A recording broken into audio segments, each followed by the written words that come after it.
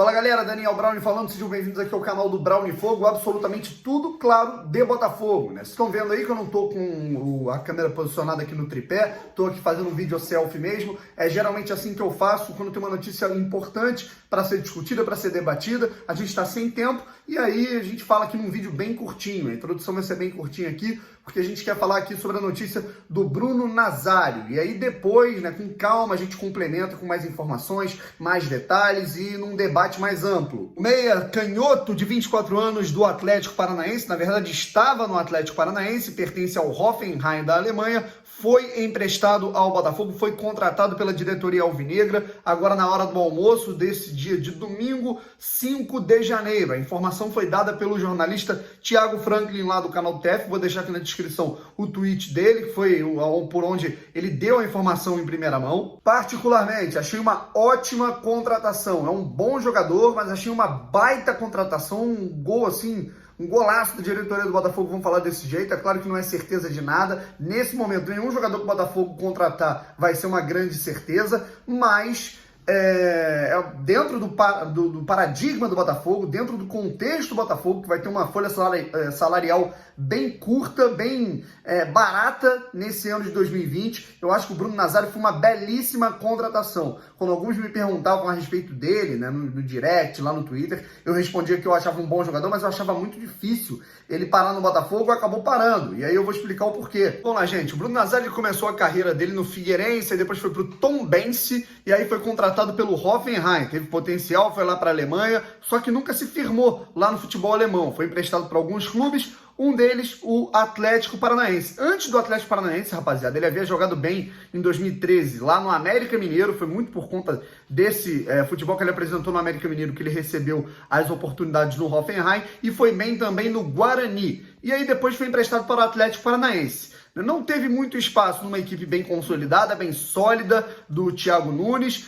Apareceu em algumas partidas, mas as lesões atrapalharam um pouco o jogador no ano de 2019. Embora não tenha números muito avantajados, né? Foram 22 jogos. Desses 22 jogos, vou constatar aqui daqui a pouco quais desses jogos foram como titular. Como titular, o Bruno Nazário teve apenas 5 oportunidades. Foram apenas 5 jogos e, na minha opinião, né, dos jogos que eu vi do Atlético Paranaense, a boa atuação, eu não vi esse jogo do estádio, porque, se eu não me engano, foi até uma partida em que o Botafogo estava jogando no mesmo horário, mas eu vi depois. O Atlético Paranaense venceu o São Paulo pelo placar de 1-0 lá no Morumbi. O Bruno Nazário jogou muito bem nesse jogo. Bruno Nazário teve números abaixo, é verdade, muito por conta das lesões. Foram apenas 5 jogos como titular. Realmente não deu gol, não deu assistência, mas foram alguns passes para gol ao longo dessa temporada. Passes para gol não, perdão. Passes para finalização, que fique claro. Então é um cara que, chegando no Botafogo, é um jogador jovem, é um jogador com potencial, rápido, habilidoso. Eu acho que no Botafogo ele pode reencontrar o seu bom futebol e até alavancá-lo ainda mais. Agora, a grande pergunta, Daniel, esse cara é camisa 10, ele joga mais pelo lado, qual é a posição dele? Realmente o Botafogo agora encontrou um meia central? Pelas informações que eu pude buscar, porque eu não lembro dele nessa época, o Bruno Nazário no Guarani jogou mais centralizado.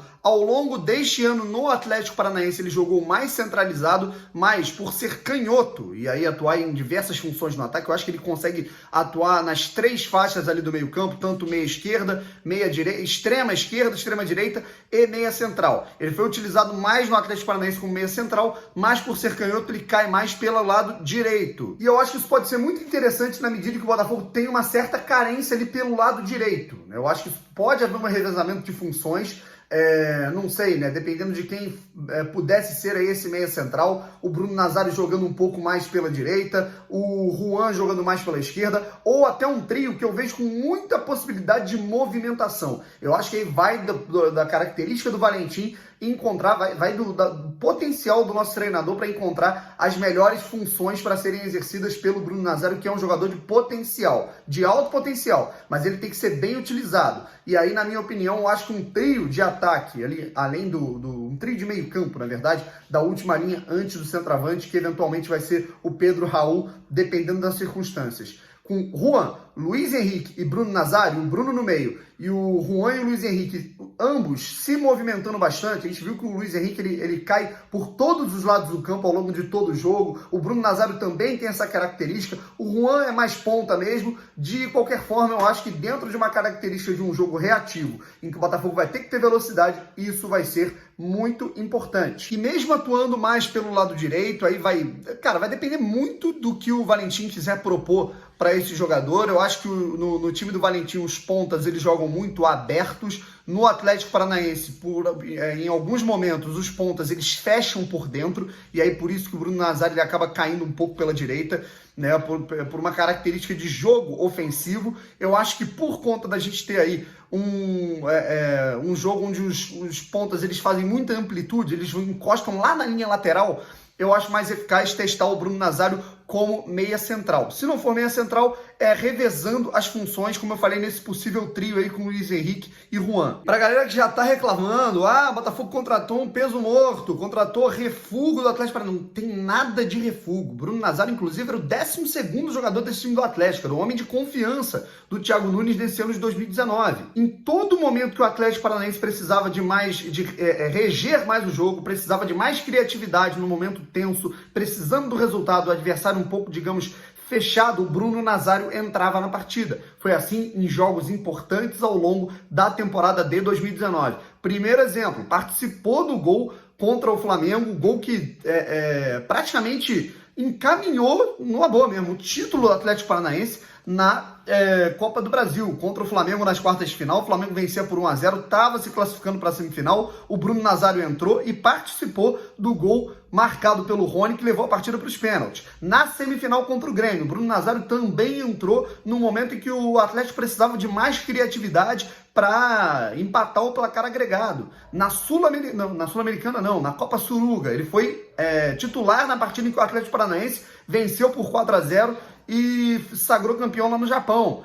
Taça Libertadores, o Bruno Nazário entrou nos dois jogos, tanto contra o Boca na Arena da Baixada, quanto na Bombonera, né? Nas oitavas de final, o Atlético Paranaense acabou eliminado, mas ele entrou para tentar dar um ritmo a mais para a equipe. Além de jogos no Campeonato Brasileiro, o Bruno Nazário entrou contra o CSA, pelo que eu estou vendo aqui, aos 60 minutos, e aos 80 o Marcelo Cirino marcou o gol da vitória por 1-0. Contra o Fluminense, o jogo estava 1-1, ele entrou, se eu não me engano, 20 minutos depois, da mesma forma, o Atlético fez 2-1 e venceu no Maracanã. Então, apesar, né, a gente não pode ver só os números frios, gente.